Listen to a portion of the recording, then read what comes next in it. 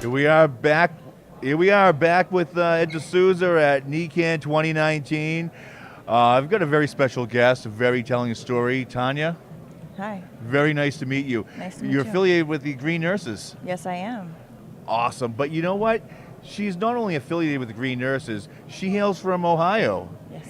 And you can see a lot of different things here at NECANN this weekend. We're here for recreational reasons. We're here for the industry advances. We're here for genetics. But we're also here for patients. And coming from Ohio, this must seem like an alien land compared to what you're used to. Yes, it's a totally different time zone.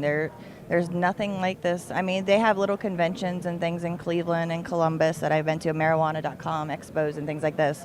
But there's nothing like this. It's a totally different world. Everybody needs to experience this, everyone. Yes, yes. So you having a good time at NECANN? Amazing time, life-changing time. Life-changing? Yes. Wow. Yes. Hear that? Come down to NECANN and you can change your life. But It is. you're working with the Green Nurses now. Yeah. How did that come about?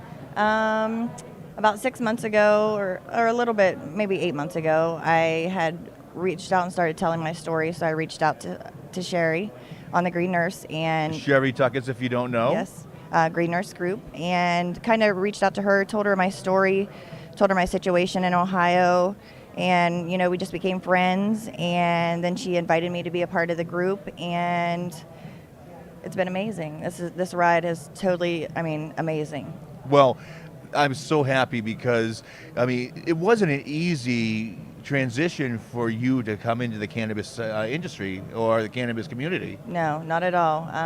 Talk a little bit about that. Okay, 2 years ago is when I came into the cannabis world. Never had tried it before a day in my life, never in high school, never in college. I was sick. I got diagnosed in 2009 with advanced lupus.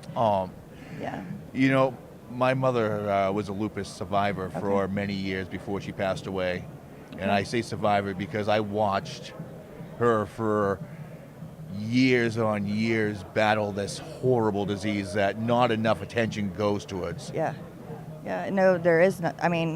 It's a hard disease, and like you said, there needs to be more attention brought to it. And like your mom, if we would have had if I would have had, or your mom would have had the option up front, the choice to do it first as a medicine, not to go through every traditional treatment to the T, take every medicine they prescribed, never miss a dose. Kill your organs. Yes, everything. And start off this first, not try every traditional treatment, everything fails, and then this is my last choice. It shouldn't be like that. Why suffer for years and years and years and then try this as our last option? So, you're in Ohio while this is going on. Yeah. Is there a medical program in Ohio? The medical program, I think, they got it going in 2016, but the dispensaries and everything just opened in January. Wait, 2016, 17, 18, 9, what? Yeah, yep. The dispensaries are just open in January and up and running, and I think there's 9 in Ohio up and running so far. You must have, it's going to be impossible for a patient to get their medicine with the amount of patients that, in these small amount of rec shops available. Not rec shops, medicinal shops available. Yep, I think there's like 56 licenses, but only 9's open so far, and they're spread out all over. So patients are having a hard time getting to the dispensaries to get their medicine when they live at the bottom part of the state, and all the dispensaries that are open right now are like northeast. What I mean? They're spread clear up, so it's a whole day of travel, a whole day of just stress and traveling, and they haven't been to the dispensaries before. It's a lot. And for a lot of patients, travel is not a luxury that they have. No. Especially I know my mother with lupus. There were days she just could not get in a car. No. You can't get out of bed. Nope. Weeks, months. So you must have gone to the black market to get your medicine. Yeah, I had to. That was the only way that my life was saved. That's the only way I'm sitting here with you today, was Ohio's black market. 2 years ago, there was nothing available for me, so they just sent me home with nothing else. So I had to be my own advocate. I had to be my own researcher. I had to do it myself. When you say sent you home, are you talking like a hospice or something? Yeah, I had tried everything, like I said, for 8.5 years, and everything had failed, and 2 years ago, pain management said that there was nothing else left, and they sent me home to wean off all my medications and go, into hospice care. Cannabis.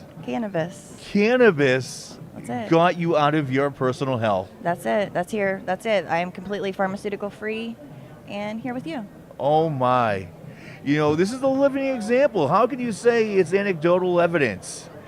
For people that say it's anecdotal evidence, I mean, this is living proof right here. Yeah. I'll tell you one of my favorite stories that I personally have. I have a friend of mine whose mother has really bad arthritis to the point she can't even hold a pencil. Okay. And a while back, I gave her some balm that I had made, and she's now writing checks again. Yeah, it's those little things. Yes. Give the patient back a quality of life that they have lost for so long. The little tiny things, that writing of a check means so much to her. Oh, because I mean, it's your dignity, your independence that goes away as you're dealing with these ailments, and what a plant can do. Yeah, it's amazing. Just that little thing brought back her world. It's those little things. I always tell everybody, I'm still sick and I'm okay and I'm never going to be cured, and I'm okay with that. Yeah. But I'm living my best life today. Absolutely. Not suffering, and it's all because of a plant. A plant, like a carrot, a tomato, it's a plant, and that's all it's doing. This is it. Yep. So this is great. Now, are you going to be, your affiliation with the Green Nurses, is this something we're going to see you working on in Ohio? I want to bring everything. Okay, so here's what we want to do. Everything that I've learned here, in Boston at NECANN, I want to bring that back to the patients of Ohio. The Green Nurse Group here has an office, Irie Bliss Wellness, that they work out of. Our offices are there. They do consultations. They do care plans. They look at the whole health, your whole health. They sit down with the patient. They it's not just about cannabis consumption. It's about your whole health. We sit down and go, their medications, what they eat, their lifestyle. I mean, we work the whole package. Yes. And I want to bring that to Ohio. Have the patients not be afraid.